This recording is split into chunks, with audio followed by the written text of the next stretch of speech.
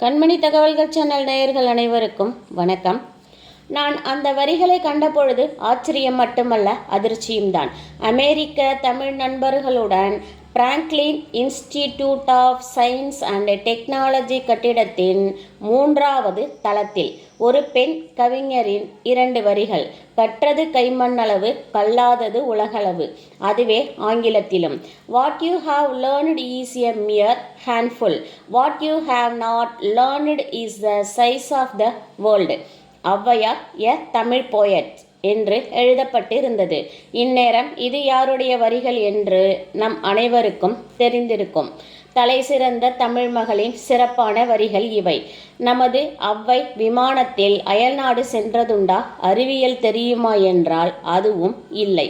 அப்பெண்மணியின் 2 வரிகளில் 2 கருத்து ஒளிந்துள்ளது.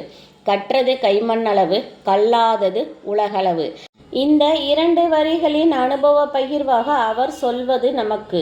கல்லாதது உலக அளவு என்று சொல்வதற்கு கூட அவர் கற்றிருக்க வேண்டும் என்கிறார்.